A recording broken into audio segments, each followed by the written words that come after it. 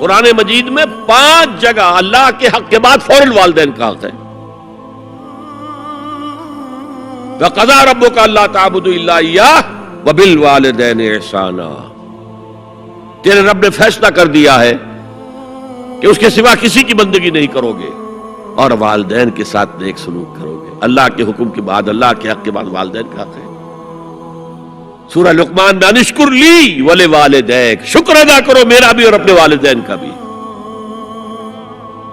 اور سورہ بنی اسرائیل میں تو کیا تفصیل آئی ہے. اما یبلغن عندک الکبر احدہما او کلاہما فلا تقل لہما اف ولا تنہرہما وقل لہما قولا کریما واخفض لہما جناح الذل من الرحمۃ وقل رب ارحمہما کما ربیانی صغیرا. اگر تمہارے والدین میں سے ایک یا دونوں تمہارے پاس بڑھاپے کی عمر کو پہنچ ہی جائیں، انہیں کبھی اف تک نہ کہنا، دل نہ توڑنا ان کا، چھاتی چوڑی کر کے بات نہ کرنا، ان سے کندھے جھکا کر بات کرنا، ادب سے گفتگو کرنا. قل لہما قولا کریما واخفض لہما جناح الذل من الرحمہ، اپنے کندھوں کو جھکا کر رکھنا. اور پھر کہنا، اللہ سے دعا کرنا، رب ارحمہما کما ربیانی صغیرا، پروردگار میرے ان والدین پر رحم فرمائیو جیسے کہ انہوں نے مجھے پالا تھا جبکہ میں چھوٹا سا تھا.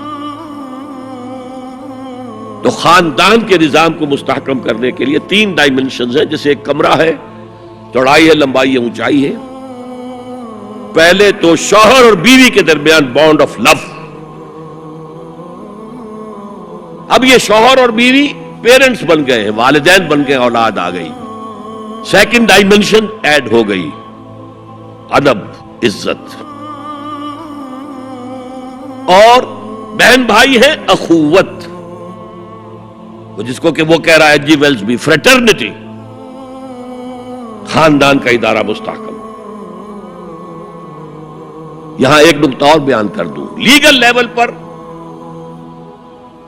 بیوی کے حقوق کم ہیں، شوہر کے زیادہ ہیں. الرجال قوامون علی النساء، سیدھی سیدھی بات ہے اور ہمیں ڈٹ کر کہنا چاہیے. یہ اس سے زیادہ معقول بات کوئی نہیں ہے. کسی ادارے کے 2 سربراہ برابر کے اختیارات والے نہیں ہو سکتے. لیکن اخلاقی طور پر جو ماں کا حصہ ہے، باپ کا حصہ اس سے 1/3 ہے. قرآن مجید میں آیا ہے نا، حملتہ امہ وہنا علی وہن وفصالہ فی عامین ان اشکر لی ولوالدیک. اسے اٹھائے رکھا اس کی ماں نے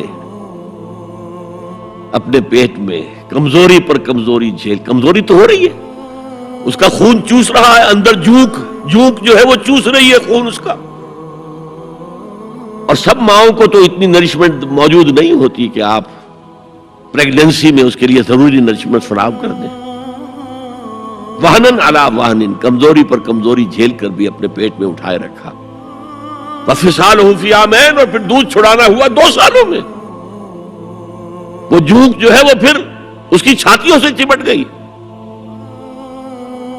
لہذا اس کا حق 3 گنا زیادہ ہے باپ سے. ایک صحابی حضور سے پوچھتے ہیں، حضور میرے حسن سلوک کا اولین مستحق کون ہے؟